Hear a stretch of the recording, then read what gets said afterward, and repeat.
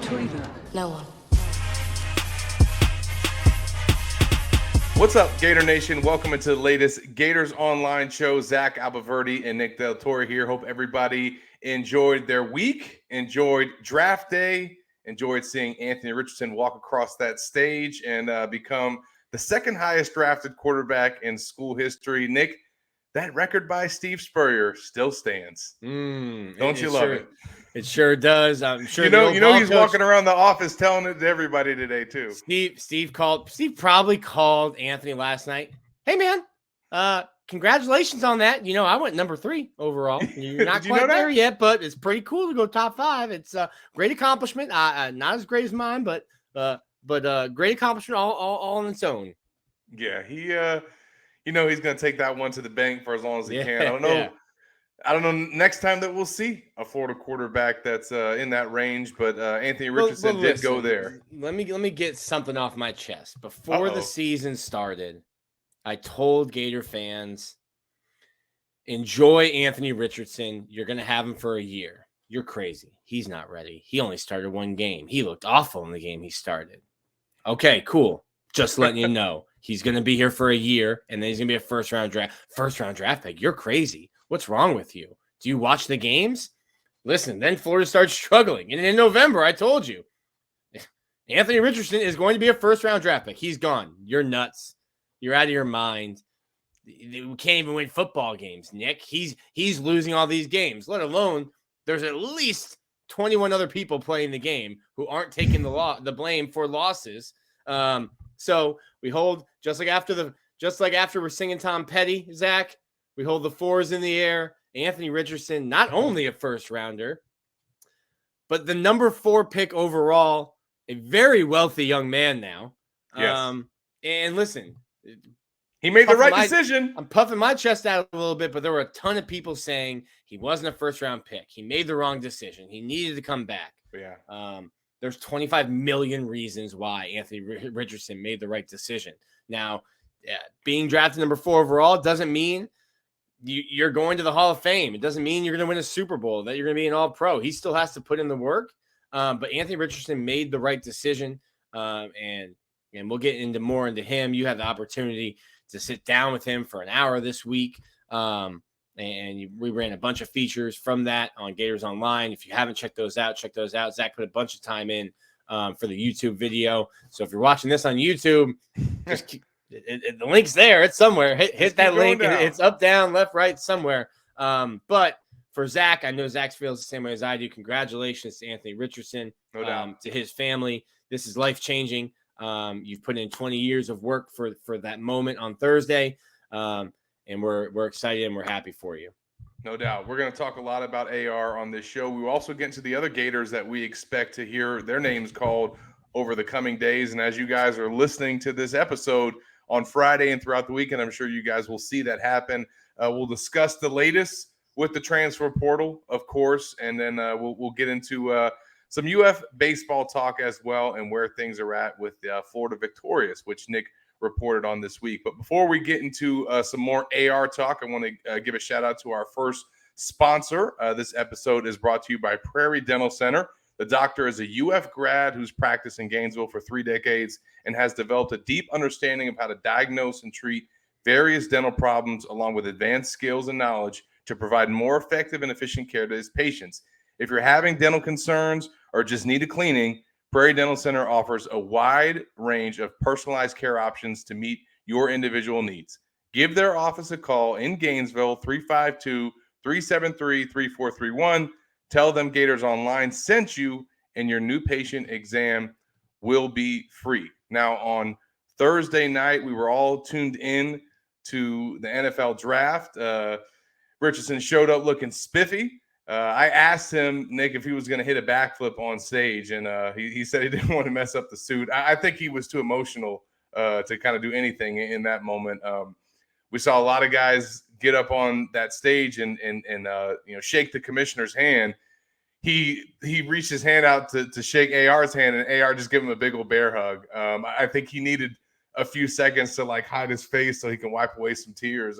It was an emotional night for him, Nick.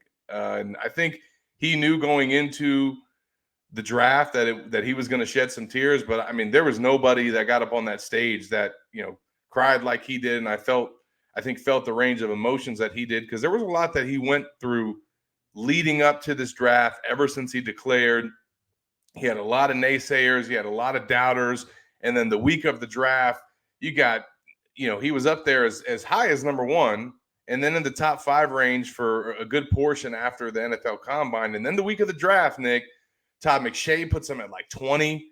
I think Mel Kiper had him outside of the top 10. A lot of people started to jump off of the boat.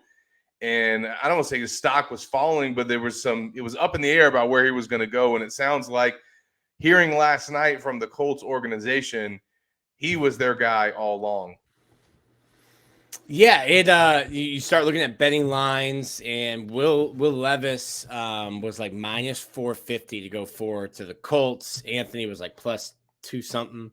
The last week, I've been following the NFL draft since I was like 8 years old. Love it. The last week, there's always misinformation out. The last week of the draft, up till the picks are submitted, believe nothing that you hear and even less of what you read. It's smoke and mirrors. Anthony Richardson, I don't think, in my opinion, from people I talked to, I don't think he would have fallen past Seattle at 5. Yeah. And Seattle just re-signed Geno Smith. But Seattle loved Anthony Richardson throughout the draft process, from talking to people in Ants camp, from talking to people I know in NFL circles. He was not going to last past 5, in my opinion. And the Colts maybe put out some Will Levis smoke and made people think we're okay. That's the difference between Will and Anthony, obviously, is because if for whatever reason Indianapolis doesn't draft him at 3 or 4, let's even say Seattle doesn't take him at 5. Someone's coming up. He would not have lasted the whole rest of the first round, whereas Will Levis did. And that's the difference between them as prospects. Is Richardson was a guy that you simply could not pass up once he showed up and showcased himself throughout the draft process. He checked all the boxes. And we'll get into it. You and I have both talked to Anthony at length. And I think I said this last week, he was going to impress people with his maturity, with his thoughtfulness, with his dedication to football, but just who he is as a person. He's a great young man. I'm not saying Will Levis isn't, but Anthony Richardson was going to impress you off the field as much as he did on the field. And obviously he impressed the Colts, who have, I think, a new coach and GM, and now they're tied to Anthony. So you've got, 3 people in Indianapolis that will be judged once the games start being played. But I think there's a lot to be excited about for Indianapolis Colts fans and for everyone in that organization, because they got a great quarterback and a great young man. Now, as we get into this coming season for Anthony Richardson, and what are his rookie expectations going to be? Because I think a lot of the talk varied leading up to the draft. What would be the best situation for AR? Does he need to go somewhere and play right away? Should he go somewhere and sit? Should he go somewhere and be behind somebody that's veteran enough to play just until he's ready? I think now we found out what that's going to be in Indy, and they're going to be calling on him to play from day one. Now, could Gardner Minshew start? And if Richardson's not ready for that first game, then absolutely. But I think their plan is for him to play often and play early. Yeah, I think you still have Nick Foles on the roster. I pulled the roster up. You've got on the roster, you've got Sam Ehlinger from Texas, Nick Foles, he's going into his what? Yeah, ninth year. Nick Foles been in the league a while. 12th year, sorry. And Gardner Minshew. Everyone, when I said Anthony Richardson was probably going to be the day one starter, everyone was coming up with Gardner Minshew. And I don't know that Gardner Minshew is a better option to win you games right now. The interesting thing is everybody, and the way the draft went, the NFL, there are 2 types of teams in the NFL. teams with a franchise quarterback and teams without a franchise quarterback. And if you're the latter, you're trying to become the former. Picks 1, 2, and 3, quarterback. Teams without a franchise quarterback looking to find one. And quarterbacks, franchise quarterbacks don't get traded. Everyone was talking about Lamar Jackson going to get traded. My guy's getting paid $56 million a year over the course of his contract that he negotiated himself. So to me, there's a couple ways you can go about that in there. He negotiated himself, didn't pay anybody. Didn't pay, no. And 3%, an agent would normally get 3%, saved himself about $7.8 million. I'll take it. Not bad. I'll take it. To me, there's a couple ways you can go about it. You can start Anthony Richardson. You can say, hey, listen, we're going to take our lumps. I wonder mentally, what does that do to a young quarterback? A lot of guys that go 1, 2, 3, 4, 5 have only dealt with success. They're getting drafted that way because they're Heisman winners, they're national champions. They've won multi-year starters at the very least. Multi-year starters. To me, and I've always said it, I think Anthony would be better.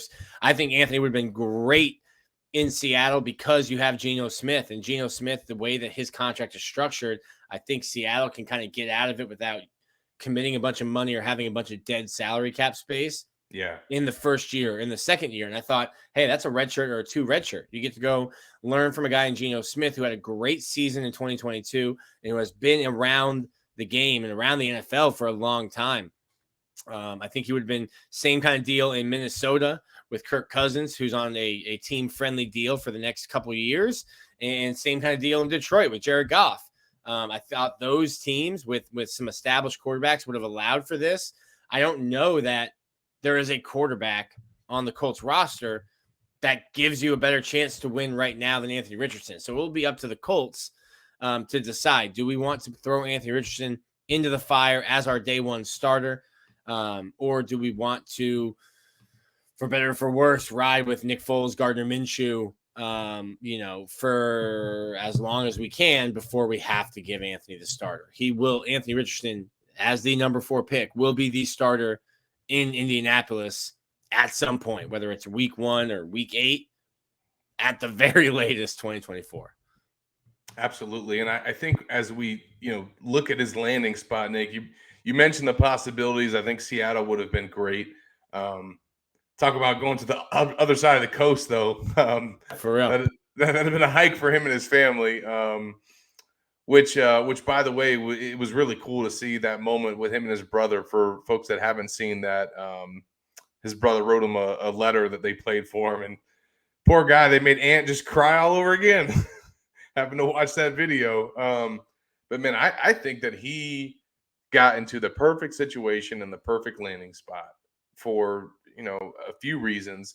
I do think that he is going to need the experience. Like, if he would have gone somewhere where, let's say, he's in like a Kyle Trask situation where he's sitting behind an established starter, where, number one, somebody probably wouldn't have been using a pick on him that high. But he needs to play. Like, he needs the thing about him that is his biggest knock is that he lacks experience and that he hasn't played football. So even if it's just, they get his feet wet early on and he's only getting some series like he did a la 2021, Emory Jones, and when Dan Mullen was the coach, whatever that case is, like, they're going to have to get him involved. And I think going to a team that's needing that from him is probably best for his future and best for his development. I like, obviously, the coaches that he's going to play for in that situation with the background with Jalen Hurts and their ability to design an offense for a quarterback of Anthony's skill set. Like, he needed to go to a team that loved him, that looked at his strengths, and it fit exactly with what they want to do offensively and specifically at the quarterback position.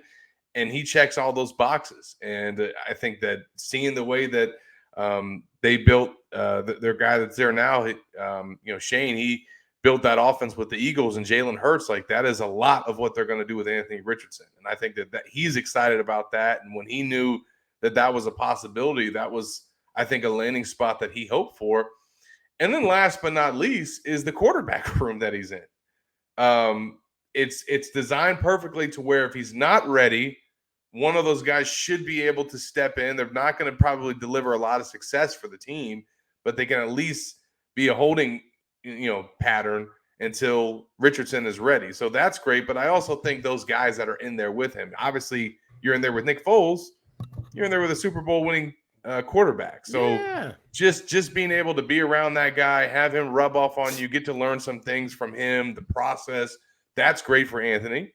And then the other guy that he's in there competing with, Gardner Minshew, he trains with in Jacksonville and has known this guy. So he's already got a relationship with him. So it is like, we talked about when Kyle Trask went to Tampa Bay and he got to sit behind Tom Brady and how that was a great situation for him, and his skill set and what he needs to do in the NFL in order to be successful. I think for Anthony, it's the same thing. And this is a great spot for him for all those factors.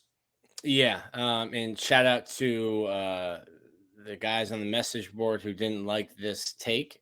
The guys in front of Anthony or the guys on Indianapolis, they're fine. They're fine. They're fine quarterbacks. They're one of the best at their position in the entire world because they're in the NFL. But they're just what you need if you're drafting Anthony Richardson, who may not be ready day one, but you just need somebody to be there until he is. They're going to lose a bunch of football games. Well, they're going to lose football games with Anthony as a starter. He's going to have his growing pains.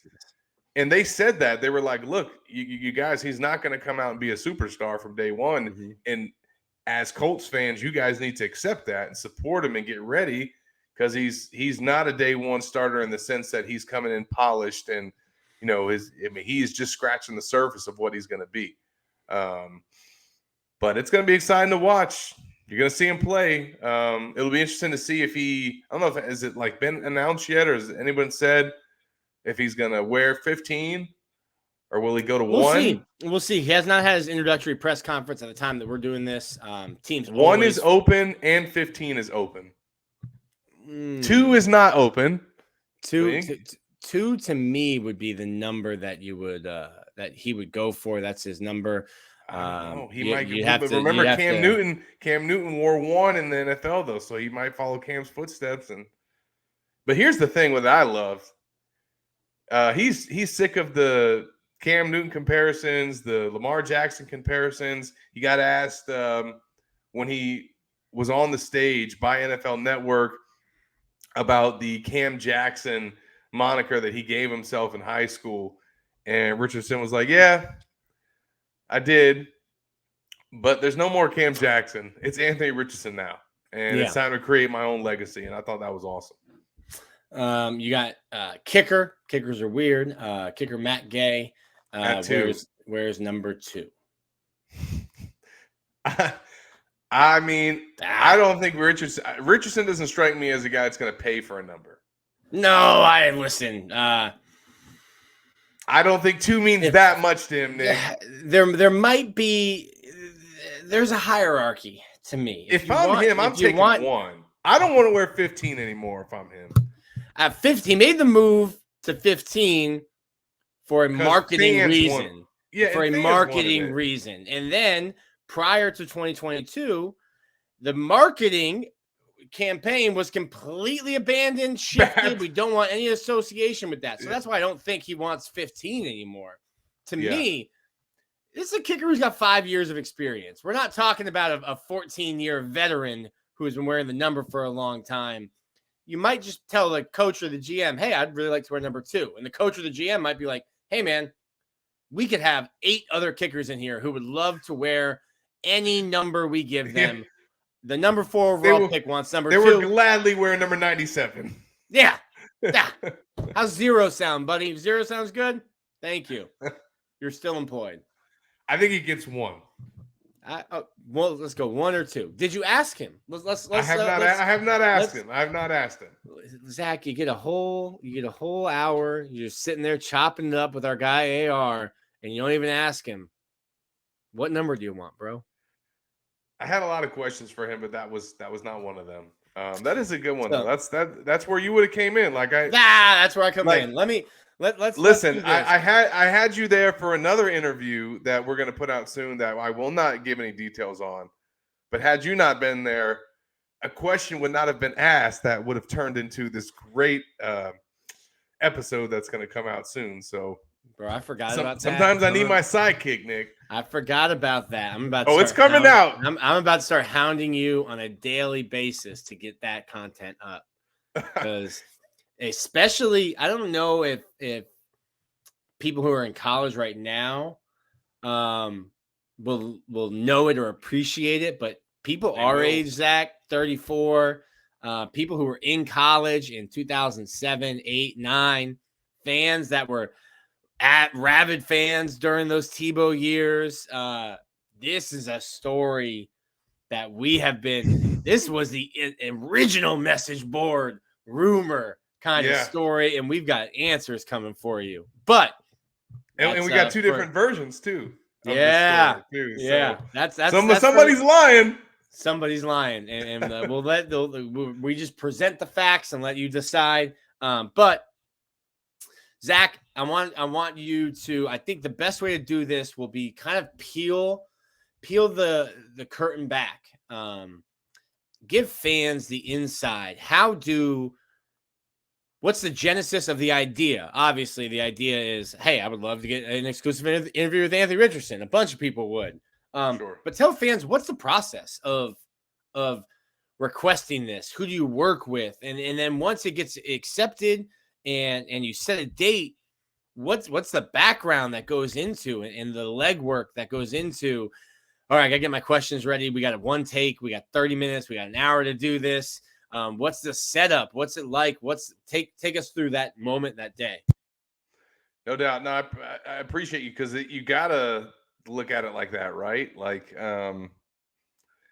because like you said, this is obviously a time and a window that's only going to come once, and you want to be able to capture the moment. You want to be able to tell his story, and for somebody like me that's had the opportunity to cover him since he was in high school, like, it gives me a little bit of a unique perspective, and just kind of seeing where he started and now being at this finish line. So kind of going into it, that was something, I knew that I wanted to do with him if I had an opportunity to do it, trying to get the schedule right in terms of what I'm doing with work, and then also what he's got going on with the draft process and all the visits that he was taking and everything like that. But I was able to kind of, connect with him and his manager, Vernell Brown, right before, should I say, they flew out to Kansas City after all their interviews had been done and all their meetings with teams. So he was basically done with the draft process,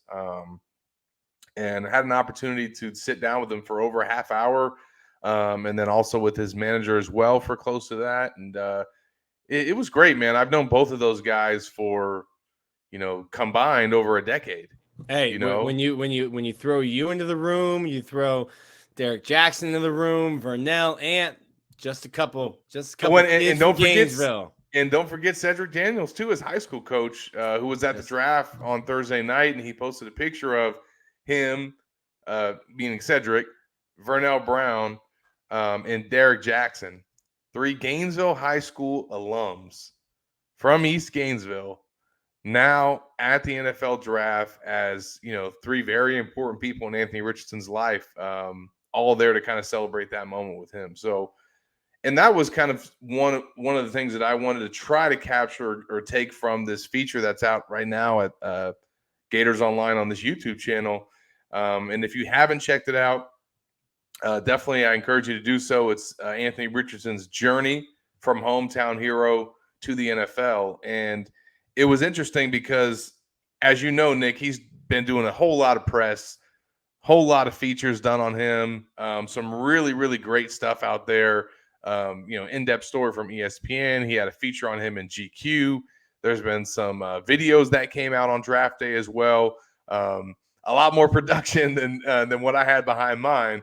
But, I wanted to kind of, a little bit more of a, intimate setting, have Richardson kind of reflect on his life and career and, talk about the things that really got him here. And it's you get a sense for why this guy is so driven and kind of what he's motivated by when you hear him talk about his upbringing and being raised by a single mom and, having an uncle that kind of filled the void for his dad not really being in his life. And then his uncle died when he was in 6th grade. And like from that day that he died, he made a goal to make it to the NFL.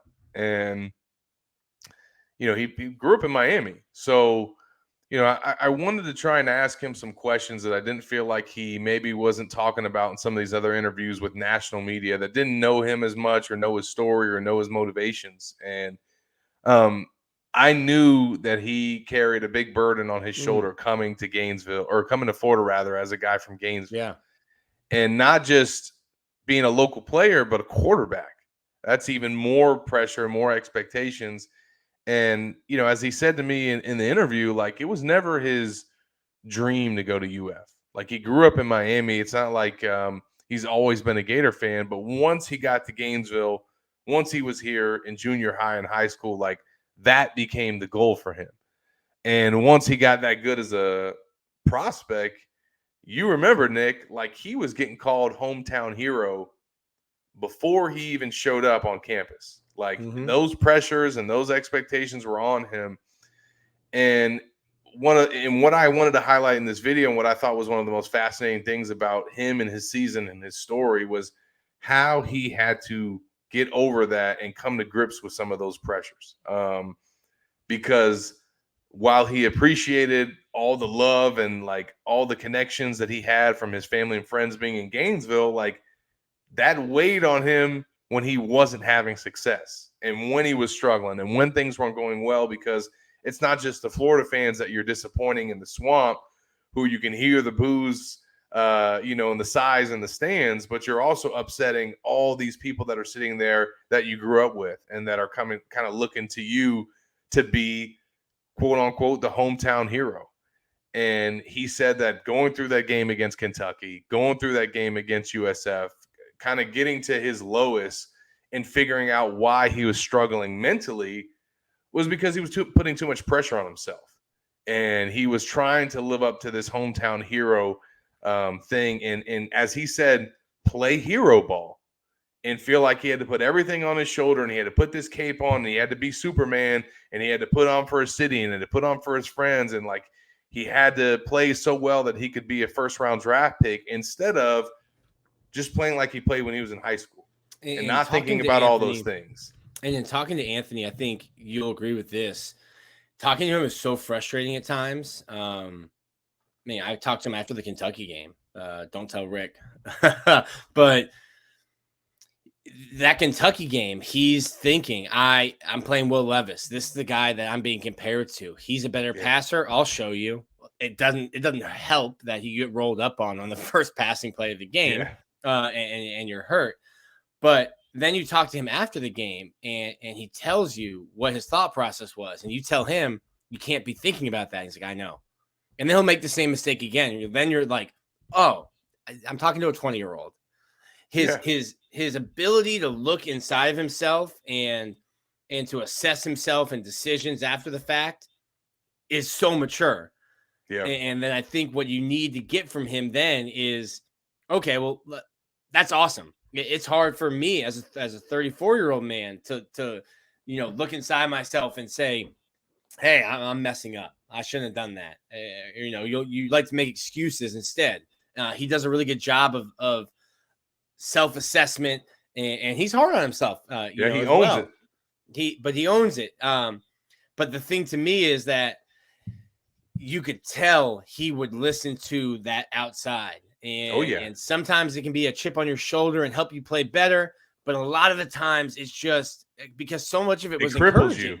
Because so much of it was encouraging was just weighing you down. And it's just, even a heap of praise was, well, I have to do this for that person now. And I have to do this for this person. And I think at some point he'll get it. Like, I just need to do this for me.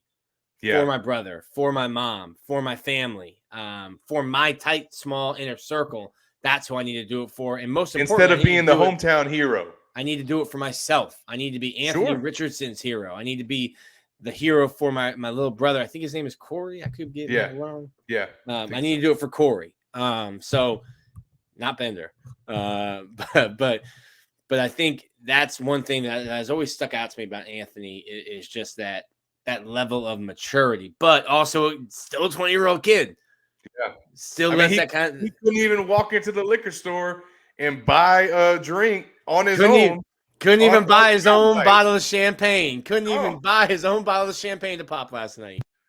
Yeah, man. And he went from the guy, as you know, Nick, and a lot of quarterbacks go through this, but he went from the guy that everybody was calling for to be the starter. And, it's got to be him. What's Dan Mullen doing? And then, he gets out there, and his first home start in the SEC, they lose against Kentucky, and it was like he had a lot of that support went out the window, and he had to deal with that. And for a guy that was celebrated as the hometown hero and propped up for so many years, like the first time that he really failed, he had to, like you said, as a 20-year-old, process that and internalize all that. And I think that Tennessee game was the turning point for him. I think that when he went out there on that stage against Hendon Hooker, outperformed him in terms of numbers, and 515 total yards. That was the most by a Florida quarterback in an SEC game in school history. That was like, okay, that Utah game was not a fluke. Like, this dude is talented, and and then he went out in several other games and showed that. Obviously, he had huge plays. In the Texas A&M game was probably one of his best games of the season. He had some moments in other games as well, like LSU. He made some amazing plays, even though they lost that game. One thing that I think fans really, that it's hard for them, I think, to celebrate his season or some of the at least highlights of it is because of losses like Vandy. When that game, he threw for 400 yards. He threw for like 250 yards in the fourth quarter. And like, if they don't even have him, it's not even a game. So like, it's, his legacy is interesting, right? Like, he came to Florida to, win championships and try to win a Heisman and try to be a first round pick. And the latter was really all that he accomplished. I told him I asked him how he wants to be remembered. And I told him, I think that one thing that he can, hang his hat on is that at the very least, when Florida sucked and they went 6-7 in back-to-back seasons and went through a coaching change, and there was nothing for fans or little for fans to be excited about or look forward to, he was the one thing that they could. And he was the one thing that at least brought them excitement and gave them some highlights. And but he said, yeah, that's great. I take pride in that. But he was like, the thing that I want fans to remember me the most is the stuff I did off the field. Like meeting with kids after the games and doing backflips in the parking lot. Like, who's doing that? What quarterbacks are doing that is what he told me. And like, who's going out, obviously the way that he gives back in the local community. I know that's what not all fans will remember, but that's what he wants to be remembered by. And I think while his Florida legacy won't be as great as some other QBs that have played here, I think his pro legacy and what he does in the NFL, he's got the potential to probably have the best NFL career that any Florida quarterback has ever had in school history. Better than Sexy Rexy. What do you think about that? Super Bowl contender. Super Bowl contender. I mean, he's got MVP potential. Rex Grossman lost to Anthony Richardson's franchise in that Super Bowl down here, or not down here, but down in Miami, where I was, South Florida, where I was living at the time. Remember that one? That was a rain-soaked Super Bowl. Yeah, it was. It was. So we will wish AR the best of luck. Continue to follow his career. I don't know how many Colts fans that he'll make out there, but I'm sure once that jersey number gets out, there's going to be some Gator fans that are purchasing that. So, and hey, maybe there'll be some other ones, other jerseys that fans have to buy. As we're still waiting to see some other names get called. Osiris Torrance, did not hear his name called during the first round. I know there was some projections that had him going in the first round. He will go on day 2. We expect Gervon Dexter to go on day 2 as well. And Nick, the Gators have the potential to set some history this weekend with all the draft eligible prospects that they have. They have a chance. Yeah, sure. I have a chance to become president of the United States as well. Listen, I wrote it, and I wrote about it. You wrote it, but you don't believe it. No, I mean it's true. I mean, you're saying, hey, it is a possibility. They have a chance. I wrote that there's a possibility. I also in that wrote. So you're saying there's a chance. I also in there wrote the projected draft ranges: Anthony Richardson, first round, top 10 picks; Osiris Torrance, late first round to second round; Gervon Dexter, second round. I think the guys I think that will get drafted: Anthony Richardson already done; Osiris Torrance, Gervon Dexter, Brenton Cox. I think Trey Dean gets drafted. I think Ventrell Miller and Justin Shorter get drafted. I don't think that Amari Burney, Richard Garage, Rashad Torrance, or Jordan Pouncey get drafted. If all of those guys that I just named were to get drafted, it would be the most that Florida has ever had in a single draft class. I don't see more than 7 Gators getting drafted this year, though. Unless you want to claim Jacob Copeland? Nope. No. We're not doing that. Nope, we're not claiming guys that left. Except Brenton Cox. Well, he didn't leave. Yeah. Well, you can claim Brenton Cox. Well, he's in your story, Nick. He was at Pro Day. So if they participated in Pro Day, you get to claim them when they get drafted. Mm-hmm. That's I think that they get. What's your prediction? How many they get picked? Give me a number. If I give you a number, 2, 3, 4, 5. I'm gonna go 7. That's my number. Good year. I think 7 as well. I think they get all the way to. I think Miller and Shorter make it in, and if they get 8, that would be that'd be pretty good draft class. I mean, the Gators have only had 9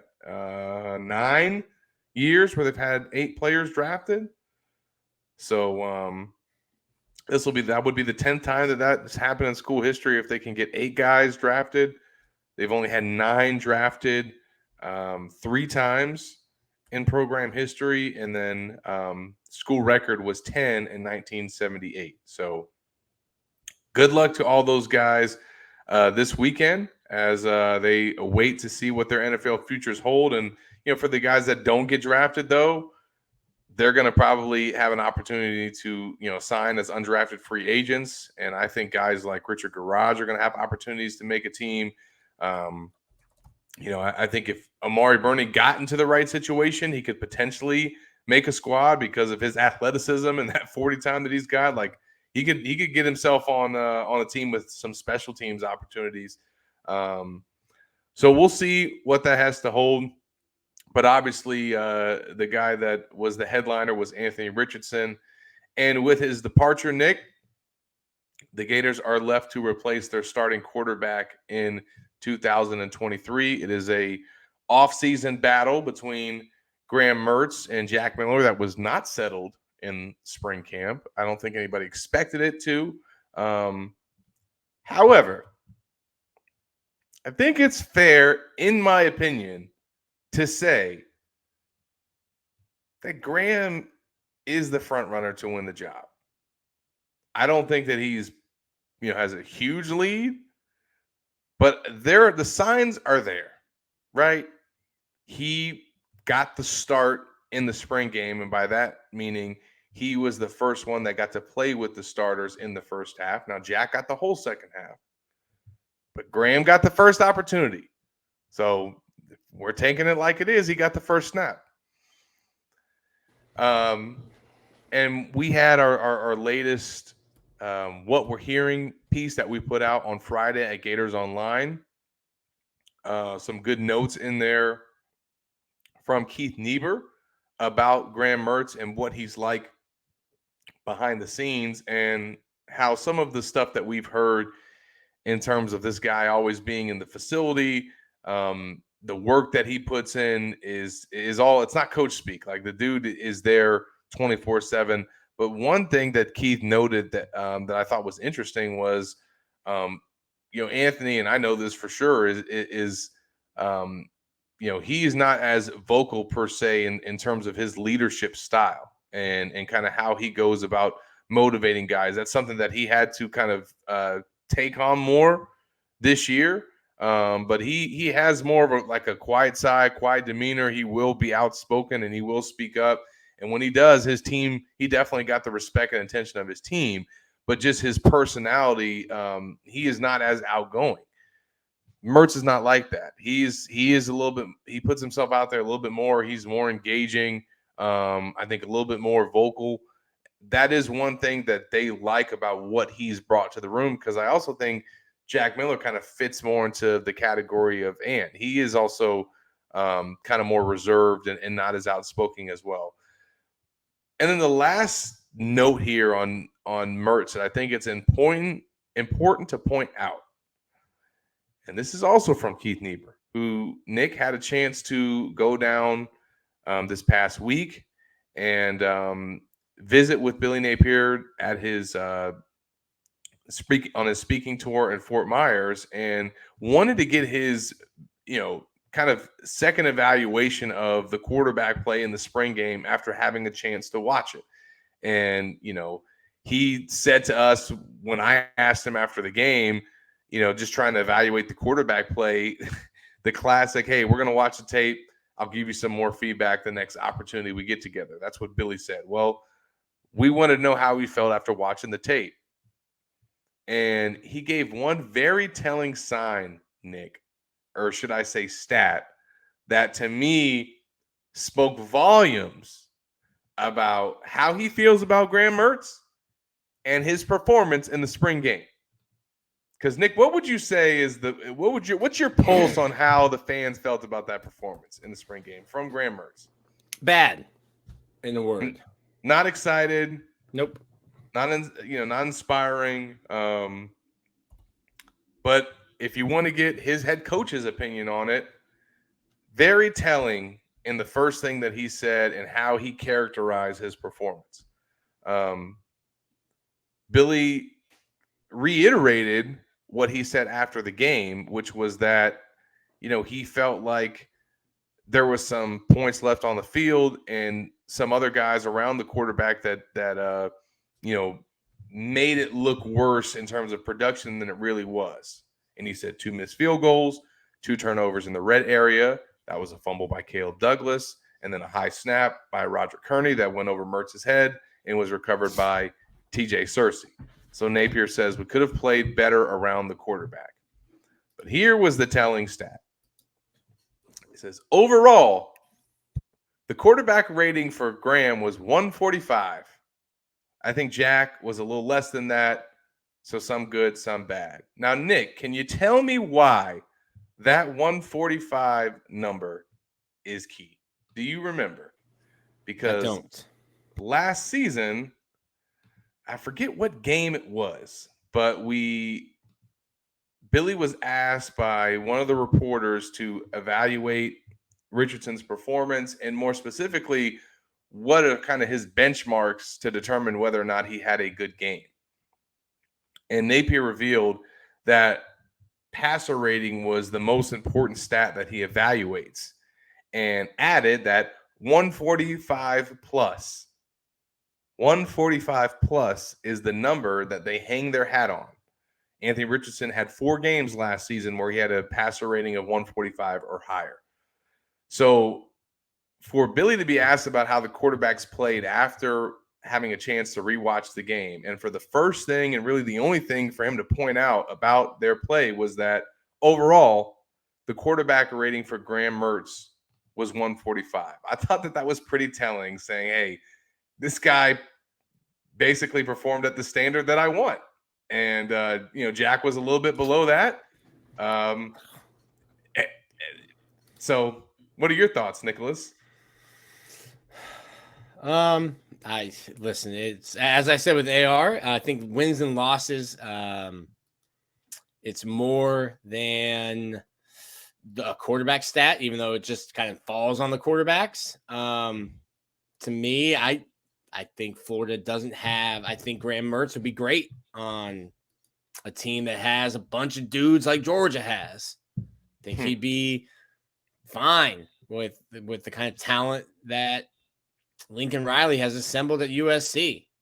I think he'll be okay for the Gators in 2023.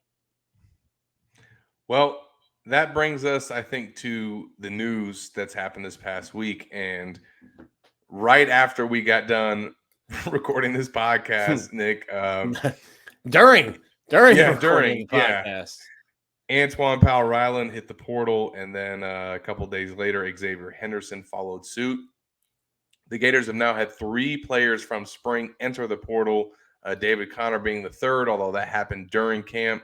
So just 2 that have left since the portal opened.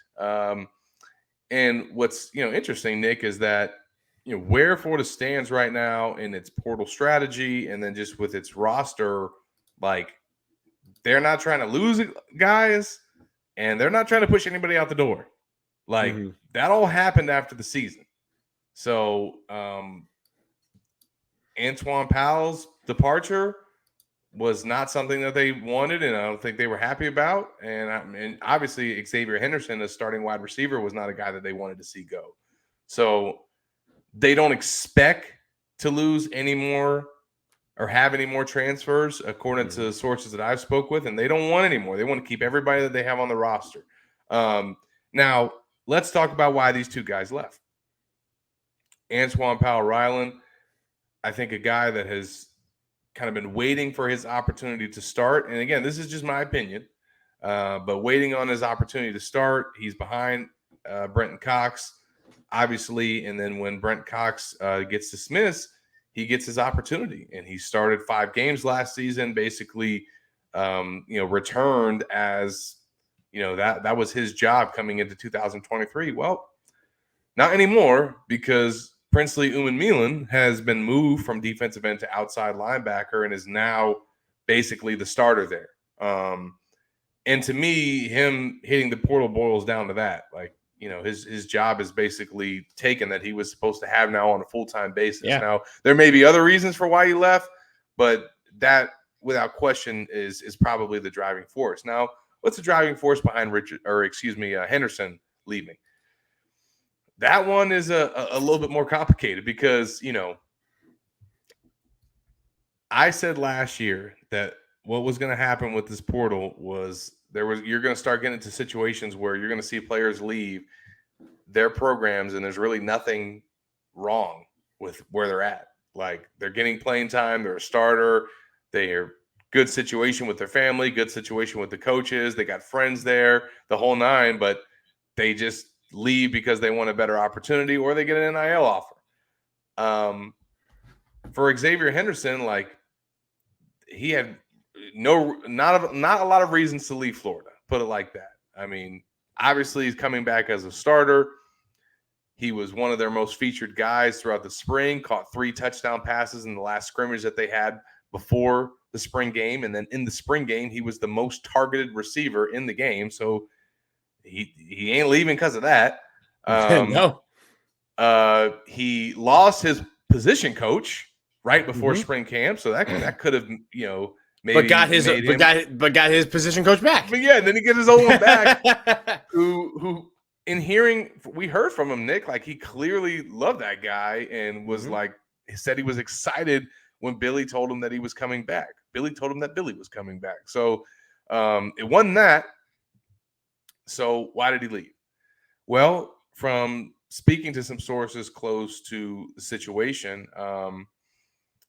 it's one of the driving forces from what we've heard is really, I think, the uncertainty of who his quarterback could be at Florida, but more importantly, wanting, I think, more certainty at that spot.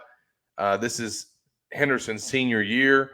He's losing Anthony Richardson, who was the guy that he was catching balls from, got a chance to work out at Pro Day in front of NFL teams with Richardson throwing him more passes. And now he goes into this season, and right now you can't say for sure, even though I think it's going to be Mertz, but you can't say for sure who's going to be that guy, and there's maybe not a lot of confidence there in which guy's going to step up. So where does he go now? To maybe find a situation where there's a more established starter, a more proven player, maybe even a more talented passer, and also a situation that gives him a little bit more familiarity in terms of that spot specifically. Well, that makes a lot of sense when you look at two schools that have emerged as potential landing spots for him. One of those is Miami, and that makes a lot of sense because it's the hometown team, but they also have Tyler Van Dyke returning as their starting quarterback, who is, a top prospect. This past spring, he basically turned down an NIL overture from Alabama to hit the portal and come play for the Crimson Tide. Now, we saw that Notre Dame's quarterback took them up on that offer, but Tyler Van Dyke chose to stay in Miami. He's there, and he's their guy, and that's something that Xavier would go there knowing. The other team that he's looking at potentially transferring to, Nick, Cincinnati, where he gets to reunite with Emory Jones. Me and Emory Jones in the caravan, Zach. So, I know that a lot of Florida fans might feel like, why would he go play with Emory Jones over, just waiting it out to see who wins this battle here? But that's where we stand, Nick. And I don't think that it was anything that necessarily Florida did wrong, or that like they messed anything up. I just think that this is a guy who's trying to make it to the NFL. He's thinking about himself. He's trying to get in the best possible situation from a quarterback standpoint, and he's out there shopping around, and he thinks he's going to find a better landing spot, and he probably already knows his better landing spot. So, but that's my 2 cents on that. I don't know what your takeaway was from his exit and how it impacts the room, maybe.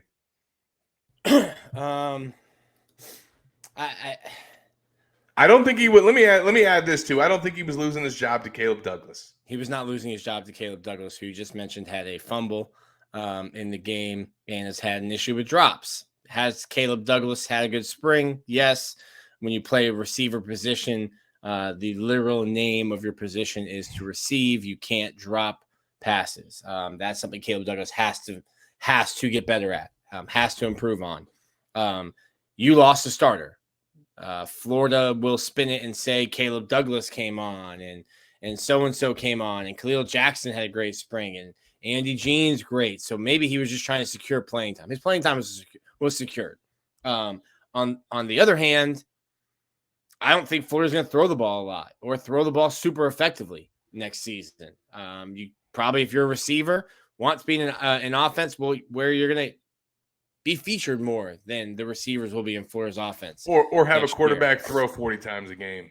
That's not gonna happen at Florida. Florida will not throw the ball that much 40 times a game. Not gonna happen. I don't know that it's a huge loss. And when you look at the production of Xavier Henderson during his time at Florida, nothing jumps out at you. But you did lose a starter and someone who would have contributed, and a veteran, a well-liked veteran in the locker room. Yeah. So it's not doom and gloom. It's not the end of the world. It's not Billy losing the locker room and guys not believing in the way the program is going or the trajectory. But it's also not great that he left. Because somewhere in the middle. Because I think if Graham Mertz would have come in and lit it up in the spring, does he still enter the portal? I don't know, but I think that he would have felt better about the quarterback situation. Or let's say if Jack Miller had done it, regardless, like it's still a battle that's up in the air. And I think for a guy that's concerned about that or thinking about that or prioritizing that, that's what's led us to where we are today. And just to wrap up where things are at with the transfer portal, it closes on April 30th. And but the action will not stop, Nick, because as the portal closes, the official visits start at least at the University of Florida. Now, other schools have taken a different approach. They have been bringing in transfers as soon as that thing opened up. They've been having guys in on official visits, and they aren't waiting until the month of May, and that is the strategy that Florida has taken.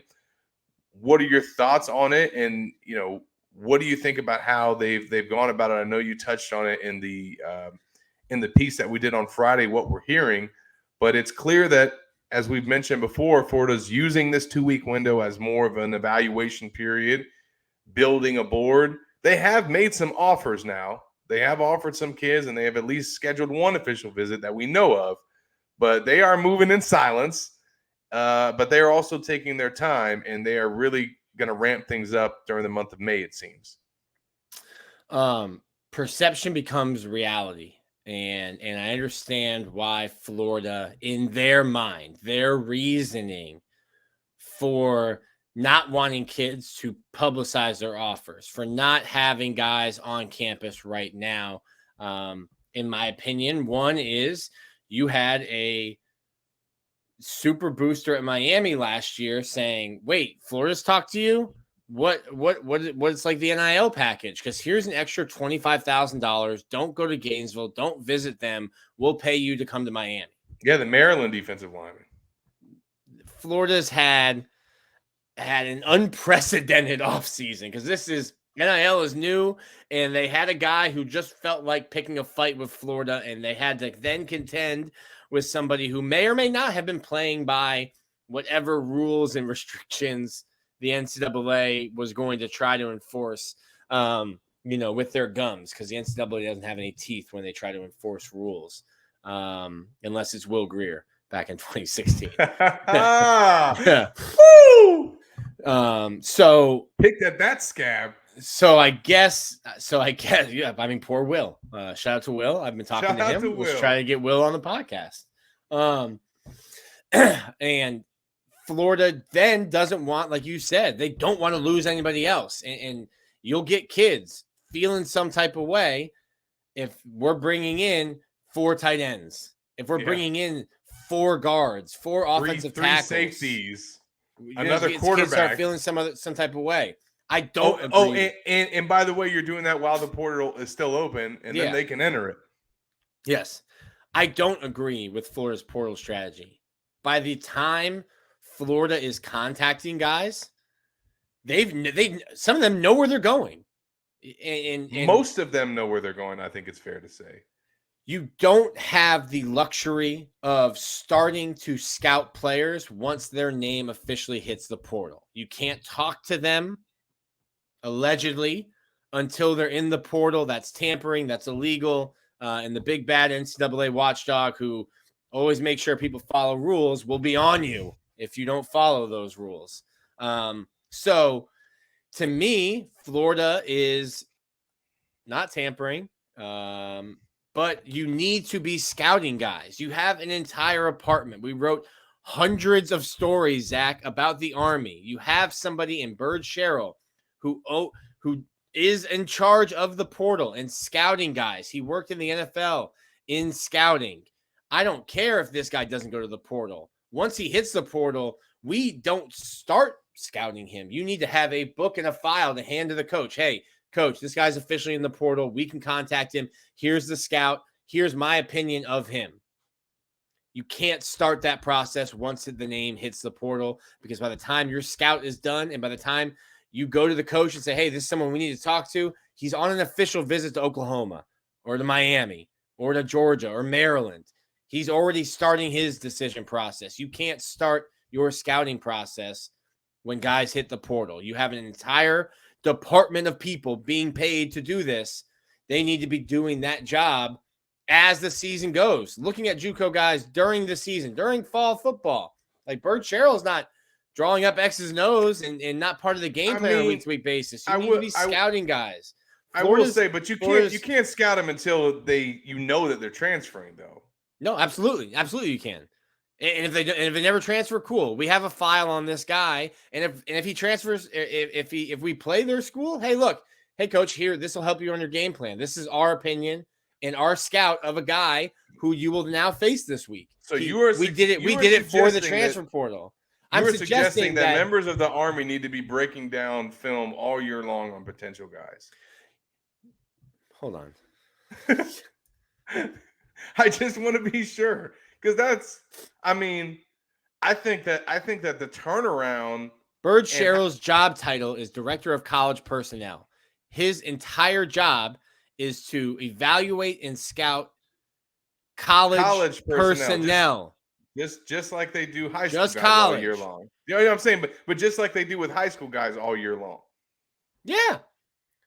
So, yes, when a guy, if I'm the head coach and I have a guy, a director of college personnel whose Now, do we entire not know job, that they don't do that?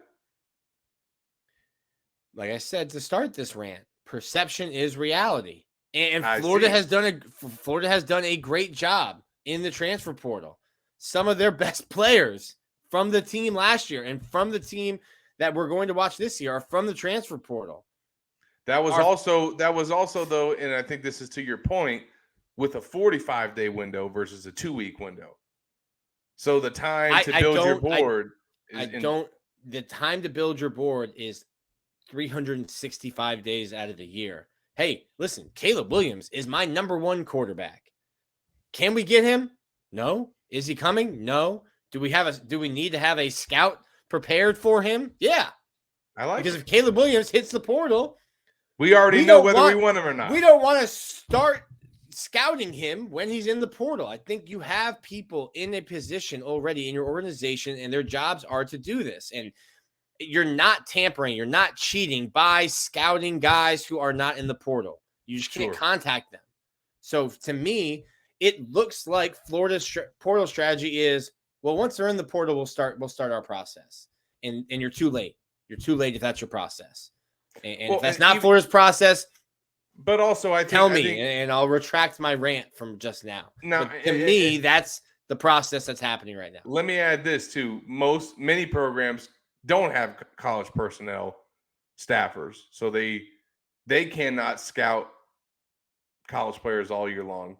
I do think that the turnaround or how quick that process happens could be faster for sure.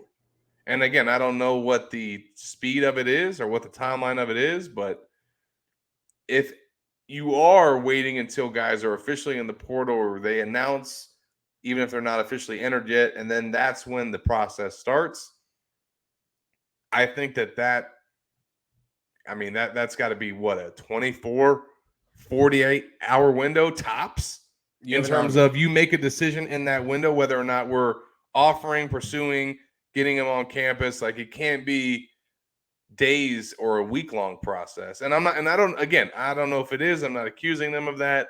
But for all we know, they have their whole board and they're just not letting anything out and no one knows nothing. But I do feel like, and I know for a fact, that this has been used as an evaluation period and not a official visit period on purpose.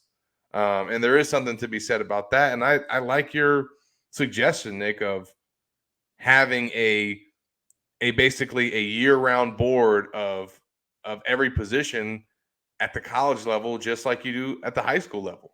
That's what you hired this big of a staff to do.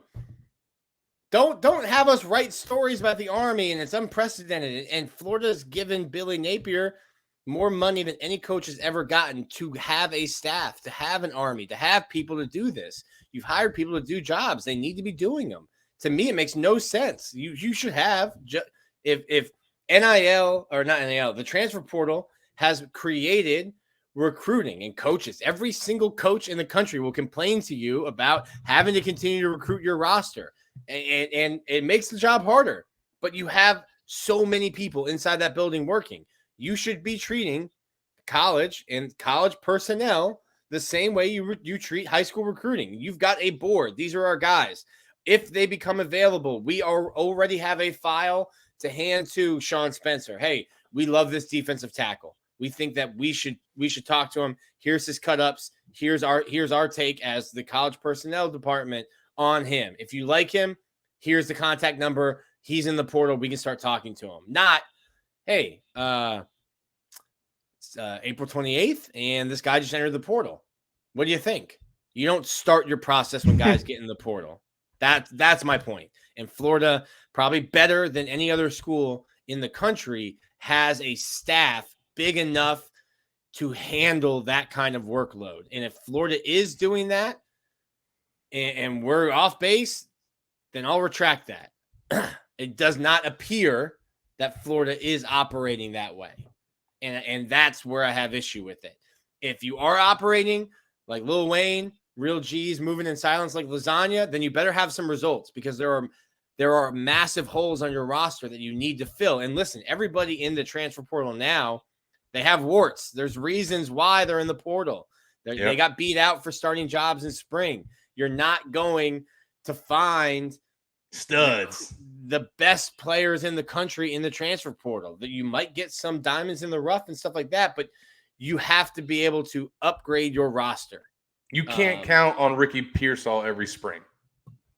No, but you need, there are guys in the portal right now that I think would start at Florida at positions of need. And I have guys texting me asking why Florida hasn't offered them yet. I shouldn't be. I'm like, hey, man, I'm not on staff. I can't offer you. I don't know. But you did go to STA, Nick. STA pride forever, buddy.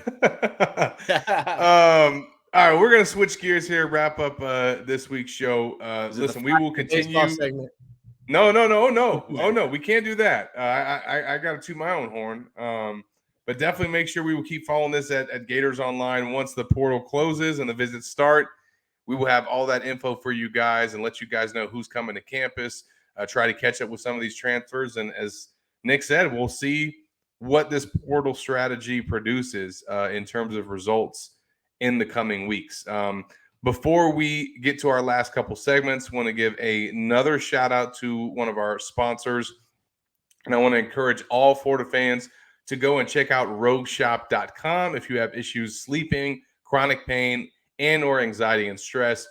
Rogue Shop sells CBD, THC edibles, smokables, and vapes, as well as handcrafted bath salts, soaps, candles, massage oils, pain creams, and topicals. They do it all. And Rogue Shop is a true small business, disabled, veteran-owned, Black-owned, woman-owned company. They have 5 employees, make all of their products with their own cannabis in their manufacturing facility. Visit rogueshop.com. That's ROGUESHOP.com. And as we switch gears here, and before we talk about baseball, Nick, and we mentioned NIL a little bit during that portal segment, I do want to touch on your report this week on Florida Victorious and the pledge that they have made, which has been at $2 million. Well, they will match every single dollar donated to Florida Victorious. Their website's floridavictorious.com. They will match every single donation in the month of May up to $2 million.